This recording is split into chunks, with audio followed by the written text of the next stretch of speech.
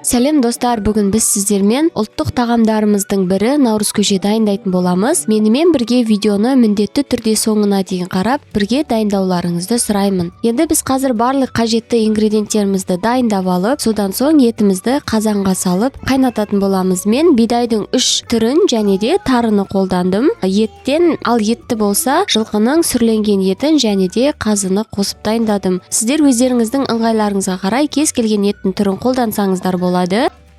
Және де біз етіміз қайнамастан бұрын бетіне шыққан көбіктерінің барлығын алып тастайтын боламыз. Көбіктің барлығын тазалап алып, сорпамыздың әдемі қанық түс болатын бір лайфхак түрін айтатын боламын. Міндетті түрде сіздер де қолданып көріңіздер.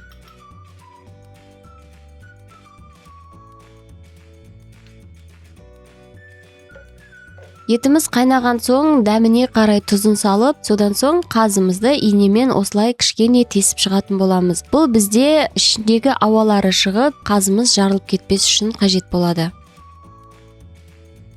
Мінекей қыздар, лайфхактың бір түрі ақ салфетканы бетіне салып, осылай көбіктердің барлығын жинап алып тастайтын боламыз. Осы салфеткаға барлық көбіктері жабысып, сорпамыз сап-сары әдемі болып шығады. Сондықтан да сіздер де қолданып көріңіздер. Бұл лайфхакпен мен бұрыннан жасаймын және де сіздерге де солай кеңес беремін.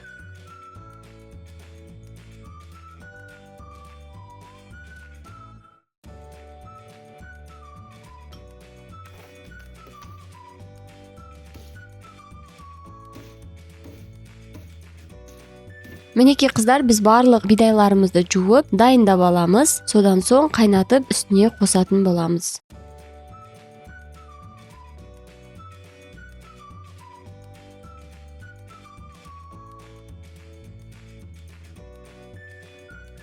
Қыздар, бізде мынау қол кеспе, және де біз бұл кеспені жай суға емес, жаңағы қайнатып алған сорпамыздан құйып алып, осы кеспемізді дәмді етіп қайнатып алатын боламыз. Содан соң сүзіп, жаңағы дайын болған көжеміздің үстіне салатын боламыз. Өздеріңіздің қалауларыңыз бойынша айран немесе қатық қоссаңыздар да болады. Мен айран қостым, және де әркім өзінің ыңғайына қарай басқа да айранды, қолдың айраны немесе дүкеннің айранын құрт қосып жатсаңыздар да болады.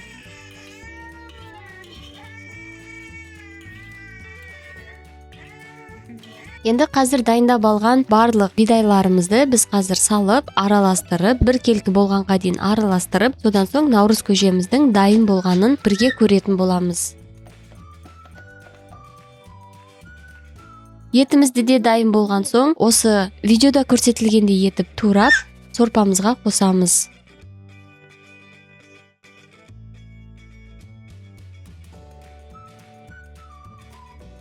Мінекей қыздар, біздің өте керемет дәмді көжеміз дайын болды. Сіздер де міндетті түрде жасап көріңіздер. Дәмі тіл үйретіндей өте дәмді болып шықты. Егер маған тіркелмеген болсаңыздар, міндетті түрде төмендегі подписаться батырмасын басып тіркеліп кетіңіздер. Сау болыңыздар, ас болсын.